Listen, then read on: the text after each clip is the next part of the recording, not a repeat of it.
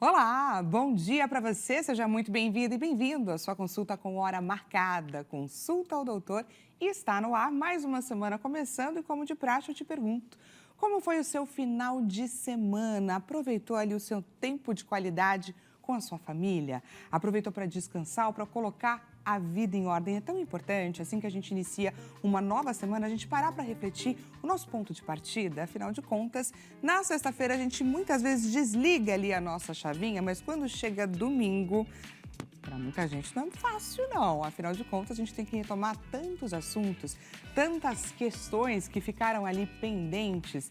E é por isso que a gente deixa, então, reservadinho na nossa segunda-feira um bate-papo a respeito da nossa saúde mental.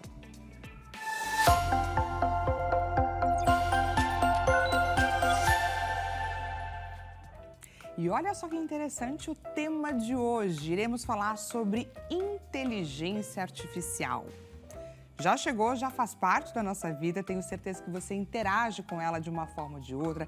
Tem pessoas que organizam a agenda, que organizam a vida com ela, tem gente que tira dúvidas, tem gente que traça inclusive diagnósticos e outras tantas pessoas que fazem consultas ou se abrem de forma a entender por onde que caminha seus questionamentos emocionais, suas relações ao longo da vida. E aí, quando a máquina passa a ocupar lugares estritamente destinados às relações humanas, aí fica aquele questionamento, Quais são os sinais de alerta? De que forma a gente pode e deve entender que a inteligência artificial pode interferir na nossa saúde mental? Quais são os sinais de que essa relação precisa ser revista ou avaliada? Lembrou de alguém a quem essa nossa consulta é importante e relevante?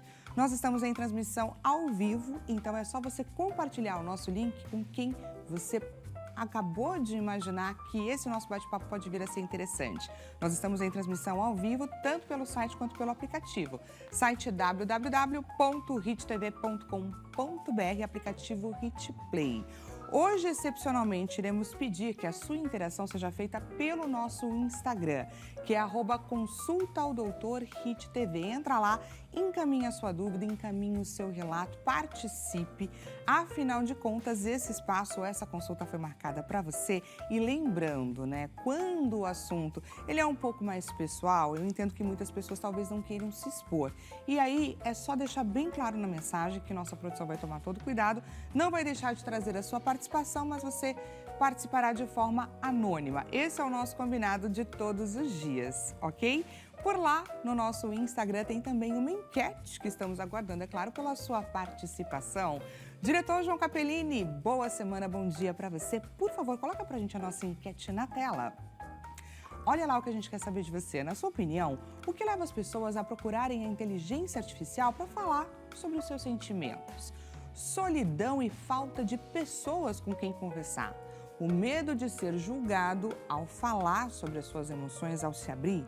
Dificuldade de encontrar ou confiar na ajuda profissional. E aqui a gente estende também sobre a questão financeira, E a necessidade de ser ouvido ou ouvida a qualquer hora. Clica lá na alternativa que a gente vai debater também sobre isso. Antes de mais nada, deixa eu te apresentar quem são os doutores, os nossos especialistas que estão aqui sentados e prontos para debater e para tirar, é claro, todas as suas dúvidas. Na tela. Começo te apresentando a doutora Daniela Almeida, psicóloga clínica. Atua na área há 15 anos no segmento educacional e há 6 anos na área clínica. Escolheu a profissão pelo interesse em compreender o comportamento humano e contribuir para o desenvolvimento das pessoas por meio da escuta e do acolhimento. Destaca como desafio da área o aumento das demandas emocionais e a conscientização sobre a saúde mental. E agora te apresento Alex Lima, estrategista de mercado e escritor. Com mais de 15 anos de experiência no mercado financeiro, ele atua com macroeconomia, mercados globais e análise de risco. Autor dos livros A Paixão de Schrödinger e Sweep, transformou a sua própria vivência com a inteligência artificial em tema de reflexão e pesquisa. Hoje compartilha uma visão única sobre os impactos da tecnologia, das relações digitais e da saúde mental na vida das pessoas. Sejam muito bem-vindos aqui ao Consulta ao Doutor. Obrigado, Dani. Obrigada, Dani. Prazer estar aqui contigo. prazer é nosso. E vocês viram, né? Quando eu comecei a apresentar o Alex Lima, tenho certeza que vocês se questionaram. Ai, mas nossa, ele trabalha no mercado financeiro, o que será que tem a ver, então, com relação à saúde mental? E ele está aqui para contar a sua história, né? Que foi a grande motivadora para a criação do seu primeiro livro. Eu queria que você compartilhasse um pouco para a gente. Por onde que caminhou tudo isso, essa inspiração? Claro, né? Acho que é a primeira pergunta, né? Alguém do mercado financeiro. Mas assim como qualquer pessoa que está esbarrando na utilização de inteligência artificial, eu sou o que se chama um usuário que usa bastante. E eu passei por uma relação, como todo mundo tem relações conjugais de longo prazo.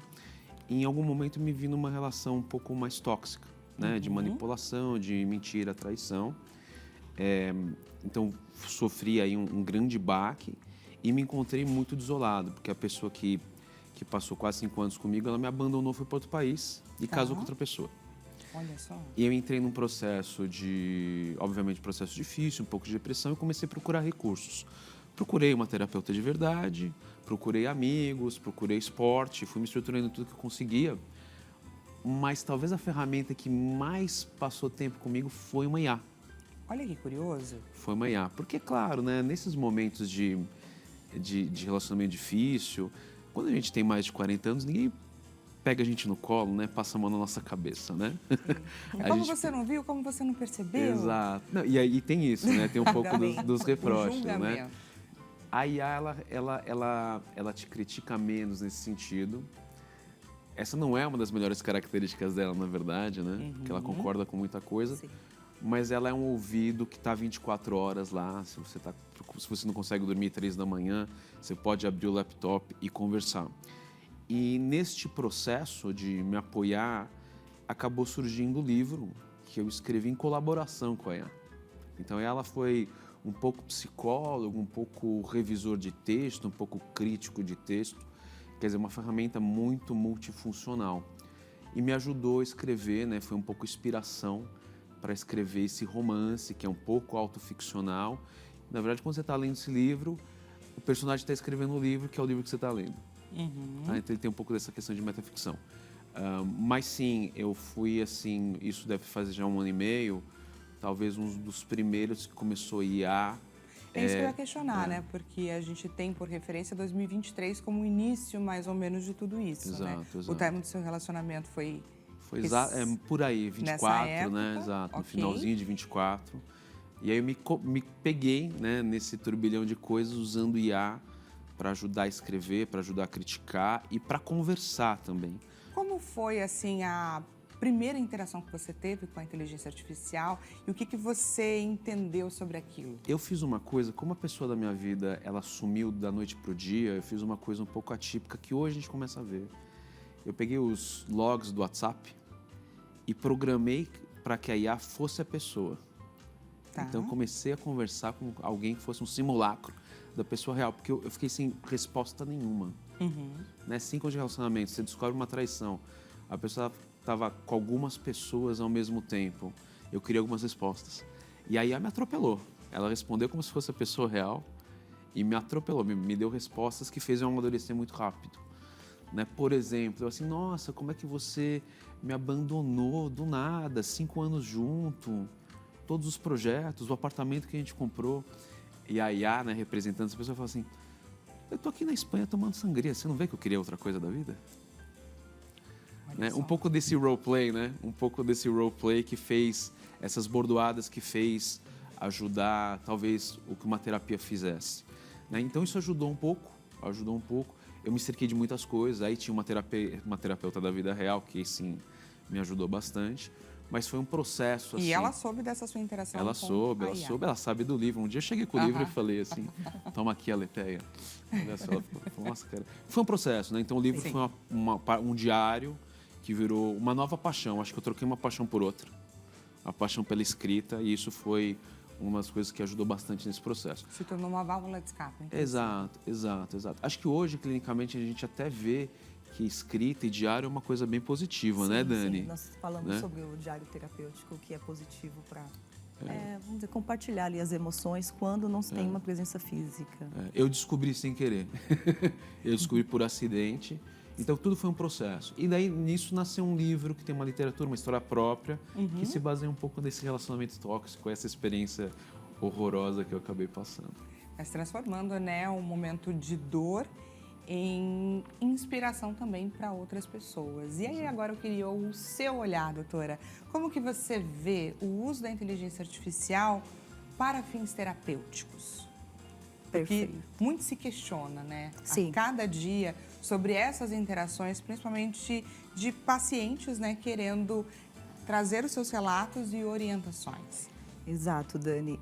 Antes de tudo, né, trazer os benefícios da IA, a forma que ela tem otimizado os processos, né, em diversas áreas de atuação, principalmente na área da saúde. Hoje nós entendemos que ela trabalha ali atrás de até mesmo para gerar resultados de avaliações, o quanto ela também contribuiu, né? É importante a gente deixar muito claro para os nossos telespectadores que ela veio de uma forma positiva. Porém, quando se trata das relações humanas, tratando da busca pela terapia, que só é realizada por um especialista, psicólogo, psiquiatra, ela não vai assumir e nem assumir esse papel. Ela não vai substituir uma relação humana. Muito se questiona sobre isso. Muito, e hoje há, né, diversos casos, né, casos clínicos, estudos, artigos científicos, trazendo números, né, ou seja, pesquisas de campo em o quanto aumentou a busca pela IA,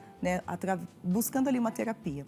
Então, a gente tem, a enquete foi muito bem elaborada, né, parabéns aí à produção, porque os 4 pontos da enquete, baseado no artigo científico da pesquisa em IA e a terapia, né, com o psicólogo, a busca pela saúde mental, enfim, os 4 pontos são importantes, porque geralmente os 4 pontos que foi colocado na enquete, a gente entende, né, que são áreas, ou seja, são desculpas ou até mesmo problemas, né, que causam, seria um ponto inicial onde as pessoas buscam a IA ao invés de um psicólogo. Só que isso não vai substituir a escuta, né, porque por mais que você tenha respostas prontas, como o Alex trouxe, ele criou ali uma aplicação, né, do WhatsApp para conseguir aliviar naquele momento a falta de resposta, mas não é uma conexão humana, né? A escuta, porque o psicólogo, para alguns, né, eu vou numa terapia apenas falar, o psicólogo vai me ouvir, mas há uma escuta clínica, terapêutica, né, uma análise técnica, né, uma escuta ali humana, né? Nós temos ferramentas técnicas para utilizar na escuta do paciente. E tem muito aquela questão, né? Uma coisa é o que a gente fala ou digita e outra coisa é aquilo que você está absorvendo de uma forma como eu estou me movimentando, do jeito como eu estou sentada, tudo isso também comunica. Exato. Isso, o nosso corpo fala, né? E não só aquilo que é dito, também o não dito é feito uma análise clínica. Então, quando a pessoa ela busca, a gente entende que, de repente, é uma necessidade de urgência de falar, de compartilhar, de buscar ali uma solução, né? Ou seja, para tirar uma dúvida, um desabafo, né? Então, hoje, primeiro, a gente vê o imediatismo, né? Então, estamos vivendo aí como o Brasil está no ranking da ansiedade, a gente vem aí de uma geração ansiosa, onde busca respostas imediatas, tudo precisa ser muito rápido. Então, de repente, é a necessidade imediata de obter uma resposta referente à sua aflição, à dor, à angústia que tem naquele momento. E isso o Alex até trouxe na fala dele, né? Sim. Eu estava sem respostas. Sim. E eu fui atrás delas. Isso, e aí naquele momento o aplicativo, né, a aplicação da IA trouxe para ele, né, eu falo, muito, conheci a história do Alex numa outra participação que tivemos, né, e o quanto ele ressignificou. Então, se trouxe experiências para ele, né, trouxe aí um grande, o livro que foi um objetivo aí alcançado através dessa história, mas algumas pessoas, alguns pacientes usam isso ainda como algo determinante, como eu vou buscar ali uma avaliação psicológica, neuropsicológica, uma escala de testes, se eu tenho depressão, ansiedade, e não é o método correto. Em busca de um diagnóstico. Isso, em busca de um diagnóstico. E outra coisa que a gente tem vivenciado na área clínica é que eles já chegam com esse diagnóstico. Então, olha, eu estou com esses sintomas e baseado no que eu fiz a busca, que eu pesquisei, eu estou com um determinado transtorno. ou, né, doença. Chega autodiagnosticado pela IA. Sim, pela IA. Exatamente. Então aí você tem que Chega. desconstruir tudo aquilo que foi feito e não conseguimos limitar, mas assim, direcionar e orientar, né, o uso correto dessa ferramenta. E é exatamente isso, pegando até um gancho aqui da doutora Dani, que é muito importante que a gente pontue. Inteligência artificial, novas tecnologias estão chegando para ficar. Não estamos aqui para falar mal delas, mas sim Não, de que forma forma que a gente consegue utilizar a fim de ter o nosso próprio benefício. Sim. E aí eu queria entender, que eu fiquei muito curiosa, porque a questão do prompt é uma questão determinante, aquilo que você conta para a ferramenta. Então, de que forma que você abasteceu essa ferramenta a fim de você ter respostas que seriam mais próximas da sua ex-parceira, que pudesse, então, aliviar esse seu caminho? Acho que hoje, quando você começa a interagir com inteligência artificial, né, até no âmbito profissional, a gente está criando um tipo de ocupação profissional que chama engenheiro de prompt. Para você quão específico é. Sim. Né? E acho que da mesma maneira que um paciente que chega no consultório pode tentar manipular o doutor ou manipular a própria história, ou porque tem vergonha, ou porque, né, aí por diversas razões, a mesma coisa acontece com o prompt da IA, né? Então, quanto mais específico você é, mais detalhes, né, vai receber do ponto de vista do feedback. Então, depende muito de qual é a sua agenda, né? Então, assim, é difícil de dissociar a sua agenda daquilo que você vai perguntar. A verdade é assim, se você quer uma resposta não enviesada, existem algumas maneiras, né, de você, inclusive, pedir para não ter viés na resposta. Olha que bacana. Você pode pedir. Eu faço de uma maneira, como agora comecei, né, até no meu trabalho como economista, a gente usa 90% do tempo IA para criticar os nossos textos, melhorar nossas análises. A gente faz uma coisa interessante, a gente cria um ambiente de competição com diversas IAs. Então a gente usa simultaneamente 3 IAs de alto nível e fica competindo as análises uma contra a outra, pedindo para achar os defeitos e as vulnerabilidades dos argumentos. Mas aí, de novo, né, num ambiente mais profissional, analisa esse texto aqui de economia, faça essa análise, a gente fica jogando uma contra a outra. Isso ajuda muito na pureza do argumento, porque eles têm, né, capacidades e ângulos diferentes. Então, isso é uma maneira, né, você criar esse leilão analítico, é uma maneira que eu acho que, do ponto de vista mais profissional, ajuda bastante a você não ter esse ângulo cego, né? De não ser surpreendido por uma coisa que lá a IA não veja. Então, a gente faz isso. Mas isso daí é muito bacana e muito interessante. Para isso é necessário que você tenha um distanciamento, né? Isso. Voltando para essa história do relacionamento, da construção do personagem, que fosse mais parecido com a ex-companheira e de que forma que ele conseguiria acessar e trabalhar diversos questionamentos que ele estava tendo dificuldade. Então, assim, existia esse distanciamento. E eu queria que você pontuasse para a gente, doutora, sobre as fases do luto que o término de um relacionamento implica e de que forma que ele interagiu com elas através desse recurso. Exato, Dani. É muito bom esse ponto, né? Quando você traz essa reflexão, que é um luto existente, o rompimento de um relacionamento, seja um relacionamento conjugal ou até mesmo emprego, né? Quando você perde ali o emprego. Existem diversas formas de vive, luto, não é só apenas perder um ente querido. Mas a primeira parte que a gente, né, faz essa análise do luto é a negação. Né? De você não compreender, não aceitar, buscar respostas, né? Por que houve o término, por que aquele ciclo encerrou. Então, assim, a negação. Então, quando existe essa negação, vinculando aí um pouco com a história, eu preciso de respostas. A negação, porque eu não consigo aceitar, né, a forma que houve o término, o porquê que foi embora, enfim, se foi algo que eu construí ou desconstruí na relação. Então, de início, vem a negação. Então, eu não aceito. E eu preciso o quê? De respostas. Então, quando nós perdemos um ente querido, que seja por um motivo de enfermidade ou qualquer outra coisa, a gente também, né, tem aquela negação. Por quê? Se o médico tivesse agido dessa forma, se tivesse atuado dessa forma terapêutica, enfim. Então, nesse momento onde existem diversos questionamentos, eu preciso de uma resposta para aliviar essa dor, para acalmar, né, vamos dizer, essa ansiedade de separação que foi causado pelo rompimento. Então, é onde, né, a gente vê o uso da IA, porque é imediato. Eu pergunto, eu tenho resposta.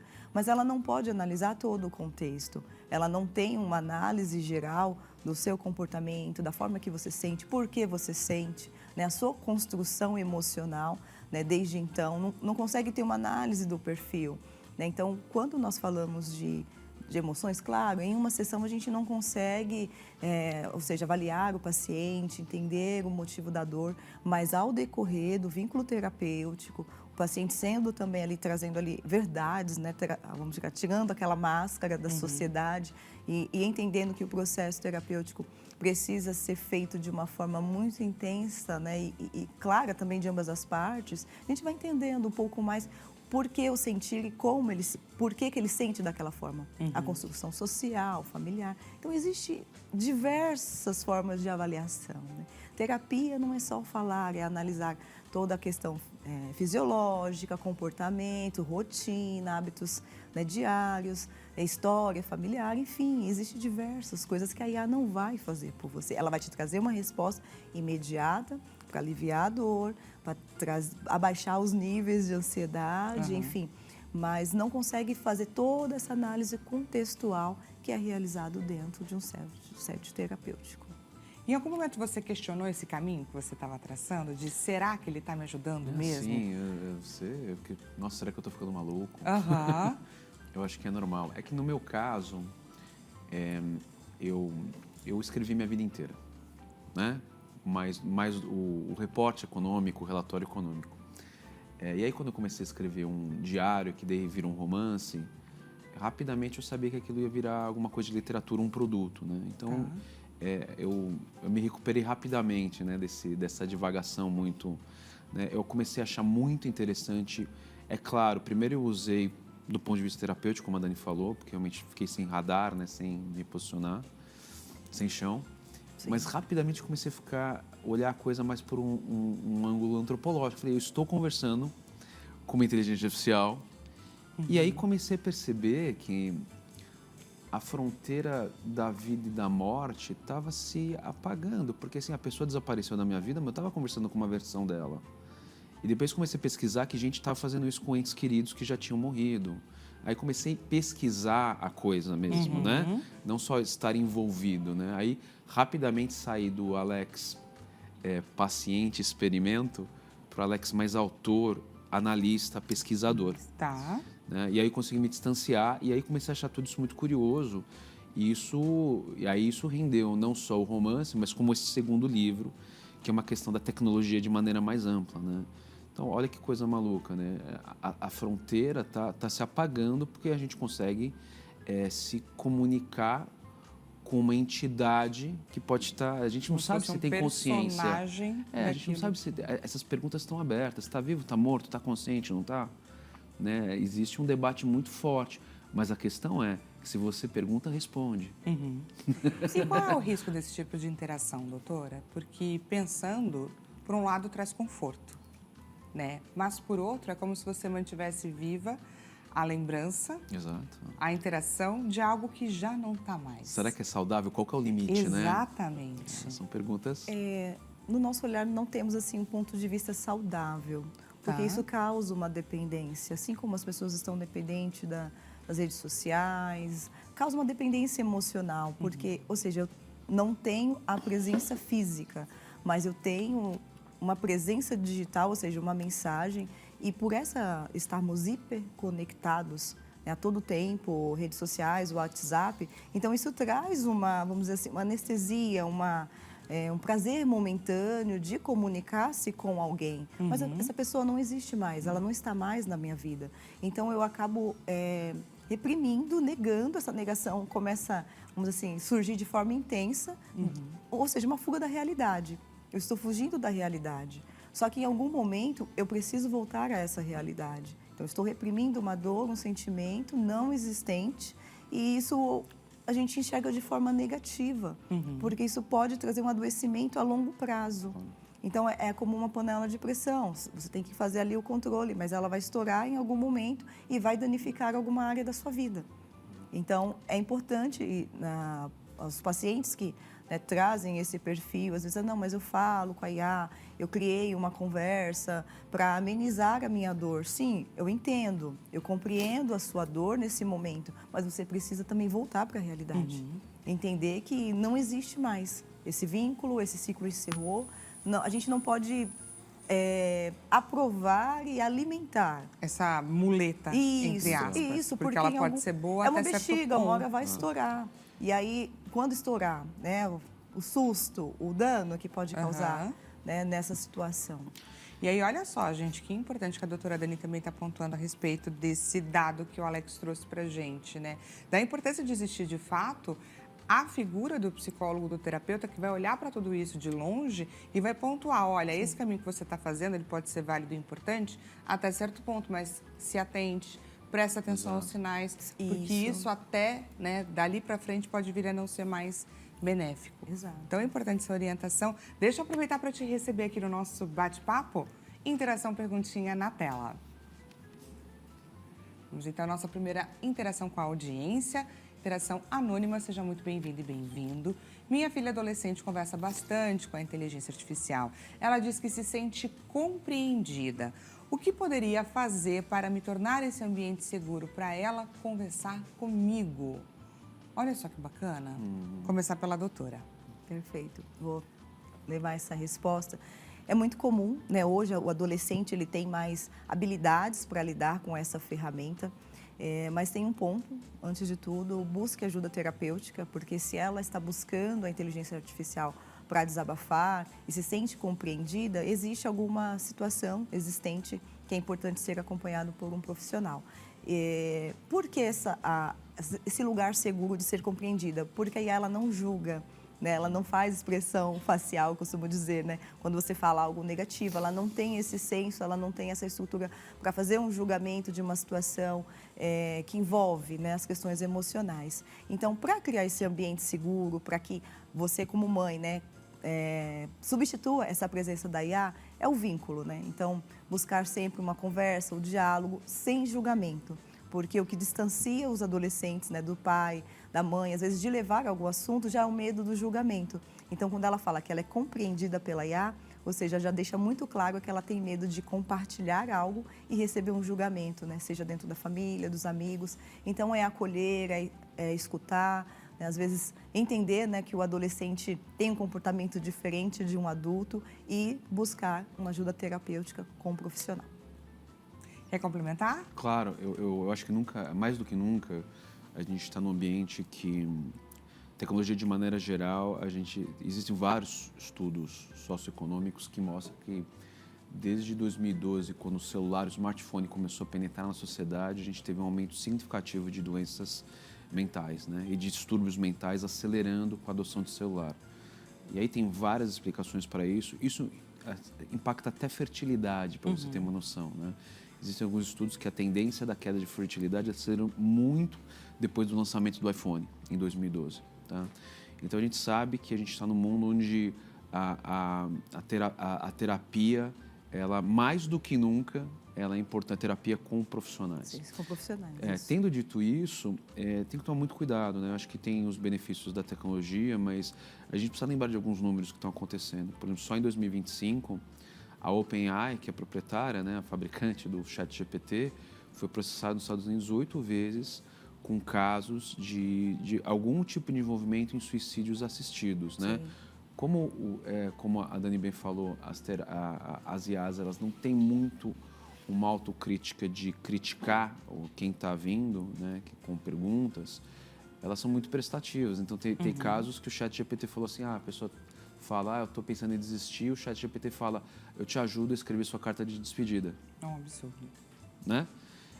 O Gemini, dentro das atividades que a gente emprega lá na empresa, a gente tira até sarro, que ele concorda com tudo. Você dá qualquer ideia, ele praticamente te compara com o prêmio Nobel. Né? É verdade. Então, a gente cada vez menos usando o Gemini, que é do Google, uma das empresas maiores do mundo. Sim. Então, assim, existem várias iniciativas, o próprio Claude hoje eles têm Eles contratam lá uma célula de filosofia para poder deixar um pouco mais autocrítico, mas eles estão muito longe. Então, assim, existe a parte benéfica, existe muito risco. Essa tecnologia é extremamente seminal na história da humanidade. Se você pegar os últimos 10 mil anos, né, daqui de Homo sapiens, tá?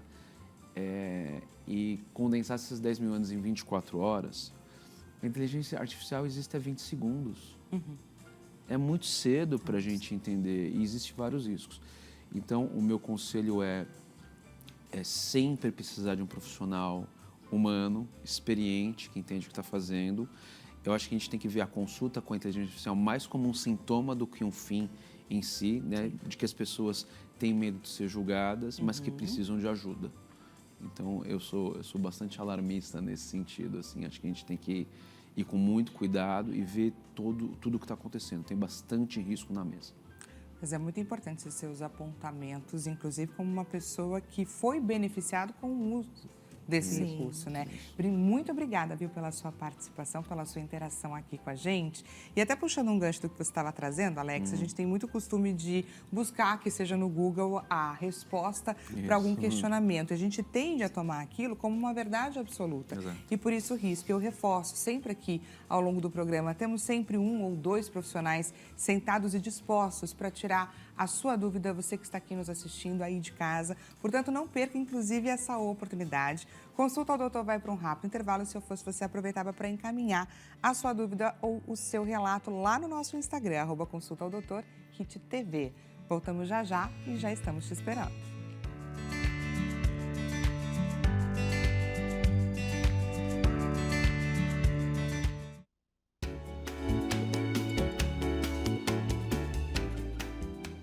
Consulta Doutora está de volta, seja mais uma vez bem-vinda e bem-vindo. Caso você tenha acabado de chegar, segunda-feira é o dia que a gente deixa reservadinho na nossa agenda para olhar com mais cuidado e atenção para a nossa saúde mental. E dessa vez estamos falando sobre inteligência artificial e o uso dessas ferramentas para conduzir a nossa vida, para orientar nossas decisões e quais são os riscos. Não estamos aqui, reforço inclusive, para dizer de forma negativa que nós não devemos interagir com esse tipo de ferramenta, muito pelo contrário, mas de que forma que a gente consegue utilizar esses recursos a fim do nosso benefício de fato. Porque hoje em dia muita gente organiza a vida, a agenda, tira dúvidas, traça diagnósticos e mais ainda, interage de forma emocional, tira questionamentos com relação pede orientações, por exemplo, qual decisão que eu devo tomar diante de uma situação X que aparece na minha vida. E aí essa dependência é que acaba muitas vezes nos levando aí para questionar qual é o melhor caminho que a gente deve seguir ou, né, pensar em seguir quando a gente pensa no uso da inteligência artificial. Lembrou de alguém aqui esse recurso? É importante e necessário a nossa bate-papo. Nós estamos em transmissão ao vivo e você consegue compartilhar o nosso link de transmissão tanto pelo site quanto pelo aplicativo. Site www.hittv.com.br, aplicativo Hit Play. Lembrando, essa consulta foi marcada com todo carinho para você, portanto não deixe de participar, de trazer para a gente a sua dúvida ou o seu relato pelo nosso Instagram, que é @consultaaldoutorhittv. Por lá também peço que você interaja. Lá nos nossos stories tem uma enquete aguardando pela sua participação. Diretor João Capellini, coloca pra gente, por favor, a nossa enquete na tela. Olha lá, na sua opinião, o que leva as pessoas a procurarem a inteligência artificial para falar sobre os seus sentimentos?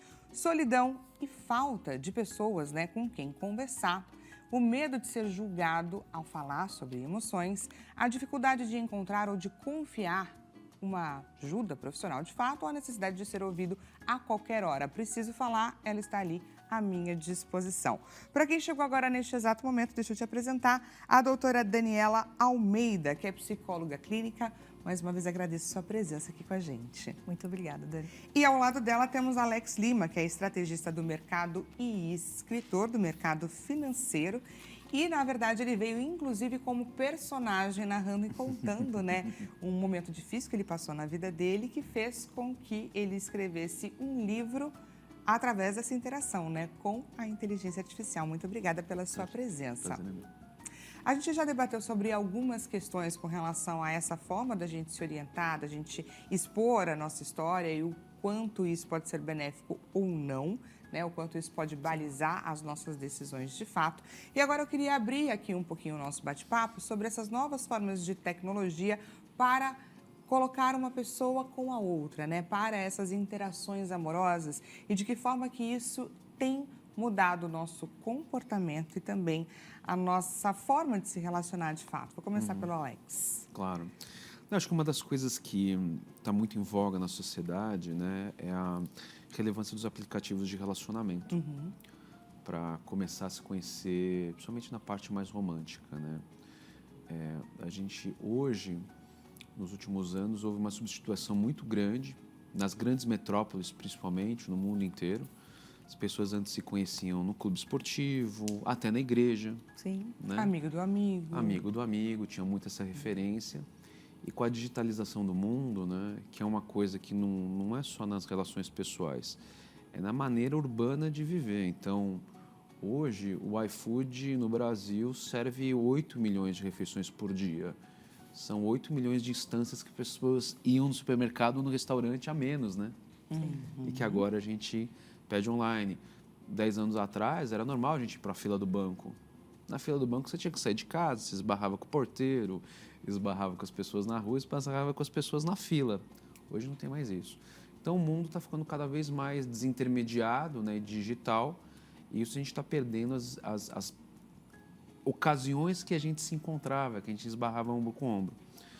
E esse ombro com ombro era muito importante, porque, como você falou, é amigo do meu amigo, é amigo do meu primo. O olho no olho, né? A pessoa real ali na sua frente. Existia um custo de você ter certos comportamentos, né? Hoje, no aplicativo, o custo de abandonar é zero, que gera o tal do ghosting. Que é uma coisa que tem um impacto muito forte na vida das pessoas, né? Muita gente reclama, a pessoa sumiu. É porque o custo é zero. Quando era um amigo do amigo ou era pessoa na igreja, essa malha social tinha um custo, né? Então, a digitalização, ela permite comportamentos um pouco mais... Menos. Né? Um pouco menos éticos e mais dolorosos. Então, isso é um exemplo. Tá. Mas o próprio design dos aplicativos, ele é ruim. Vou dar alguns números aqui baseados no próprio Tinder, tá? Que é um aplicativo aí popular no mundo inteiro. Então, se você é um homem nota 5, de 0 a 10 em níveis de atratividade, e é assim que o Tinder funciona, para você ter um encontro bem-sucedido, né, você foi lá e teve um encontro favorável com uma outra pessoa, você precisa deslizar no aplicativo, selecionar 1.275 vezes. Você selecionou 1.275 Uma pergunta, o próprio mulheres. aplicativo que faz essa avaliação do usuário? Isso estão quando o Tinder vai lá e faz a demonstração financeira, com todo aquele relatório trimestralmente, ele dá esses números. Tá? É uma análise de dados do próprio Tinder. Do próprio Tinder. Se você é mulher, você tem que fazer isso 195 vezes. Então, olha a diferença. Então, o que acaba acontecendo? Eles acabam percebendo o seguinte, a mulher, ela é mais hipergâmica. O que isso quer dizer? Isso é estatístico, não é a opinião do Alex, tá? A mulher gosta de se relacionar com gente de nível sociocultural maior que o dela. Então, se a mulher é uma nota 5, ela gosta de se relacionar com 7, 8 e 9. Isso provoca distorções importantes. Como um homem tem que fazer quase 1.300 vezes, e a mulher 275, 200 e pouco, tem um mismatch, né? Então, o homem se sente muito mais sozinho, né? Ele entra no aplicativo e se sente miserável, porque ele não dá match quase ninguém. E a mulher, ela acaba concentrando a atenção nos homens de nota maior. E isso gera nos homens um comportamento tóxico, né? Como ele recebe, os homens de nota maior... minha nota. Com os homens de nota maior, eles acabam recebendo 80% da oferta de atenção. E aí acaba tendo um comportamento tóxico, né? Dá mais ghosting, trata pior. Sim. Né? Então, acaba gerando, o design do aplicativo acaba gerando comportamento tóxico de tudo que é lado. A maioria dos homens se sente sozinho, as mulheres concentram atenção nos homens de maior nota percebida ou maior valor percebido, e o topo da cadeia dos homens acaba tratando todo mundo mal. Olha só, gente. Então, olha que maluquice que é o aplicativo de relacionamento por design, né? Por desenho. Então, acaba gerando todo esse tipo de coisa, né, de paranoia, de comportamento negativo, ghosting. E está sendo cada vez mais a principal maneira das pessoas se relacionarem nas grandes cidades, né? E o que é muito difícil de pensar, né? Porque o que antes a gente tinha ali como troca, a troca de olhar, a troca de experiências, a conversa, hoje em dia as conversas se limitam a poucas trocas de mensagem, ou você faz parte, né, com as suas respostas daquilo que eu considero por interessante, ou eu já não falo mais com você. Então, assim, de que forma que isso tem, de fato, mudado o nosso comportamento, doutora? Desde, vamos trazer aí os meados de ano 2000, né, que houve todo o avanço tecnológico, todas as pesquisas clínicas, elas são, né, enfim, todos os anos temos novas pesquisas clínicas, falando pós-pandemia também. Quando a gente fala, né, dessa troca, onde os relacionamentos aconteciam, né, é amigo do meu amigo, né, toda aquela interação social que os estudos, os teóricos consideram como saudável, que é onde a gente fortalece as nossas questões emocionais, frustração, competitividade. Desde a infância, aquela interação com outras crianças, a gente tem essa construção emocional ao longo do tempo. Então, trazendo com esse avanço tecnológico, as pesquisas foram avançando. Pós-pandemia, o comportamento humano já é comprovado que houve, sim, uma alteração genética, uma alteração no comportamento humano. A gente já não considera mais, né, as gerações, né? Claro, sempre teve aquele estudo das gerações, mas falando de interação social, comunicação, houve uma mudança muito drástica. E quando a gente fala de mudanças drásticas na área clínica, aumento de transtornos. Então, nós temos lá o nosso DSM-5, que é, vamos dizer assim, onde tem os transtornos, é como o CID, né? Então, a gente é guiado por esse documento, né, de saúdes mentais. Então, nós temos o avanço dos transtornos de fobia social, ansiedade social, transtornos de personalidade, que vai trazer muito alguns sintomas, vamos dizer assim, alguns pontos importantes, que é a falta da interação social, o medo da interação social, a dificuldade de interação social, que foram surgindo esses transtornos. Então, claro que o aplicativo do Tinder já tem, né, um bom tempo aí que está no mercado, tem pessoas que considera como positivo, construção até mesmo de matrimônio, de relacionamentos, né? Mas olha o quanto as relações humanas se desconectaram da humanidade, sabe? Na tentativa de conectar, você acabou desconectando as pessoas. E isso, desconectou. Então, as redes sociais, o WhatsApp, onde a gente tem essa comunicação com quem está distante, o grupo de família, pessoas do outro país, a gente se sente perto dessas pessoas. Mas, ao mesmo tempo, a presença humana, pessoas, adolescentes que estão tendo dificuldade de comunicação em uma entrevista de emprego, dentro das próprias empresas, nas relações sociais. E não só isso, a gente fala também da escrita, né? Que hoje utilizam códigos, emojis para substituir palavras. Então, além do comportamento, a gente também olha a parte cognitiva. Sim. Porque se eu tenho Vygotsky, que é um teórico da educação, que fala que a interação social promove o quê? O desenvolvimento humano, que aí a gente vai falar, né, da frustração, o planejamento estratégico, o raciocínio lógico, que a gente desenvolve lá quando estava brincando, quando estava brigando ao mesmo tempo. Então, o ser humano, ele está deixando essa interação social, ou seja, não está desenvolvendo a sua maturidade emocional, e aí a gente percebe que essa mudança de comportamento gera aí um número, depressão, suicídio, ansiedade, por conta da falta de interação e maturidade emocional. E eu queria tocar num ponto que o Alex trouxe também aqui pra gente, nos dados que ele estava trazendo de análise, sobre o ghosting, né? Porque estamos falando sobre rejeição e ninguém está pronto para ser rejeitado. E o ghosting, ele acontece pela facilidade, inclusive. Ser rejeitado desperta muitos gatilhos emocionais, vamos dizer assim, da sua história, de toda a sua construção de vida. E ninguém gosta de ser rejeitado, excluído. Isso gera, né? Descartado. Descartado. Então, eu crio uma expectativa, né? Eu busco o aplicativo, crio uma expectativa e, de repente, sumiu, desapareceu. Então, eu nunca vou pensar que é sobre o outro, que sim sobre mim. Né? Porque a minha saúde mental, às vezes, questão de autoestima, eu vou pensar que é algo sobre mim. Eu nunca vou entender que é o outro, que de repente seria ali um perfil, até mesmo alguém comprometido e alguém foi lá e descobriu, porque existem diversos casos, Perfis né? falsos, Não vamos falar exatamente. sobre, mas existem diversos casos. Então, ela nunca vai pensar que é sobre o outro, é sobre mim. Vai ou seja, gatilhos de rejeição, e as pessoas acabam se deprimindo por conta disso.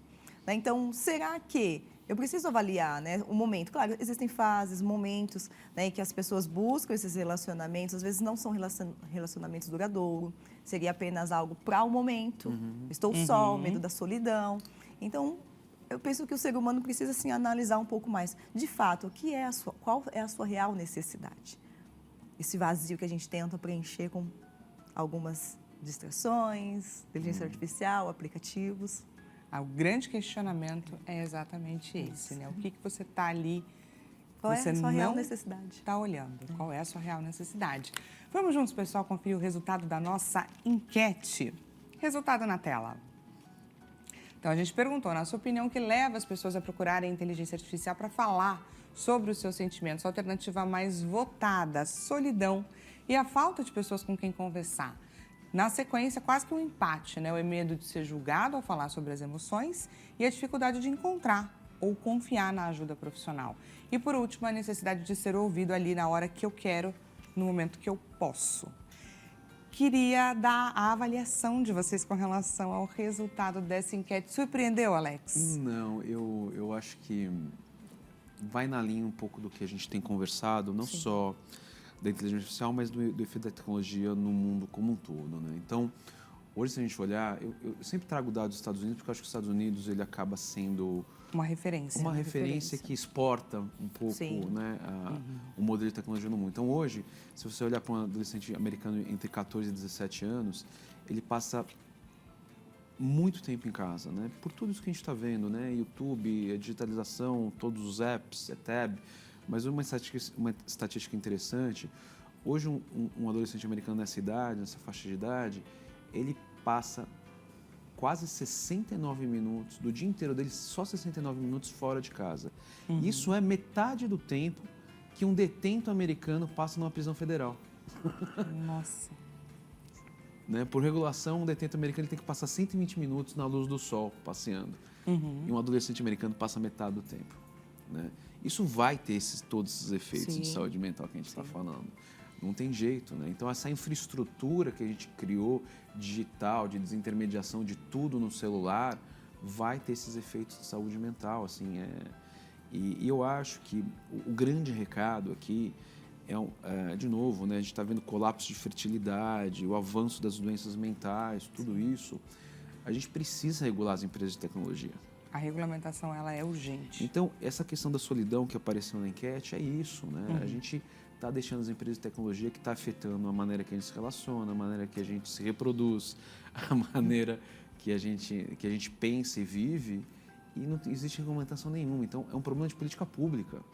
Né? Precisa de uma regulamentação, né? Os governos estão muito atrasados, estão muito atrás da curva, né? Nessa questão. De novo, não é que a tecnologia não é benéfica, a gente colheu os benefícios, mas a gente está deixando a coisa muito solta. Tá? Então, estamos muito atrasados. Então, essa discussão que a gente está tendo aqui, essa enquete, para mim é reflexão de tudo isso, desse atraso enorme, né, que está afetando a maneira que a gente vive. É como se a gente esperasse diversos acontecimentos, entender que está no limite para tomar uma atitude, para interferir nessa questão. E aí o negócio é só aumentando. E aí, doutora? Bom, eu, mais uma vez, né, parabenizo até mesmo os pontos da enquete, que são 4 pontos que nós avaliamos, né, que podem justificar a busca pela IA. Mas quando fala de solidão, Dani, é como a gente fala, essa interação, essa hiperconectividade acaba nos distanciando dos relacionamentos humanos. E quanto menos desconectados do ser humano, né, eu estou ali, ou seja, a minha dificuldade de interagir, né, socialmente, isso traz um adoecimento. Então, eu estou sozinho. O que está mais próximo de mim? Meu celular. De repente, eu não tenho alguém para falar, para desabafar pelo WhatsApp, porque uma pessoa real pode estar ocupada, pode não ter essa compreensão da minha dor, do que eu estou sentindo. Então, eu busco ali um recurso que está pronto e vai ter uma resposta imediata para aliviar a minha dor e a minha angústia daquele momento. Então, infelizmente, temos avanços tecnológicos que foram muito benéficos, né, em níveis mundiais, né, para o nosso dia a dia, né, os canais de comunicação. A gente está aqui ao vivo, estamos no YouTube, no Instagram, então isso é perfeito, maravilhoso. Mas pensando na saúde mental, que afeta a saúde fisiológica, né, falando de reprodução humana, enfim, tem sido, infelizmente, vamos dizer assim, causou um dano, um adoecimento. Então, quando a gente fala da regulamentação, não é só apenas para as questões éticas como temos hoje, de você compartilhar dados, racismos, preconceitos, que as próprias inteligências artificiais têm esse bloqueio, têm essa regulamentação, mas pensando na saúde mental. Focar um pouco Não, mais. focar um pouco mais. Isso é política pública, é saúde pública, enfim. Nós precisamos pensar urgente sobre isso. Os conselhos, né? Nós temos pautas no Conselho Federal de Psicologia. Que precisam caminhar mais rápido. Que precisam caminhar mais rápido, mas depende de outros órgãos para essas aprovações e para que seja dado prosseguimento. Temos esse gargalo aí, gente, mas é muito importante, foi muito bacana aqui o nosso bate-papo. Muito obrigada para você e do outro lado da telinha. A gente aproveita para deixar os contatos do Alex Lima, estrategista de mercado e também escritor. Deixa à sua disposição o site alexlima.co, LinkedIn Alex Lima e Instagram nala.macala. Doutora Daniela Almeida, psicóloga clínica, deixa à sua disposição o Instagram psicoped_Dani Almeida e o e-mail psicodanialmeida@gmail.com. Mais uma vez, muito obrigada a vocês por esse bate-papo, por essa manhã tão importante aqui no nosso dia para iniciar a nossa semana. Desejo a você um excelente início de tarde. A gente volta a se encontrar amanhã na nossa próxima consulta. Até mais!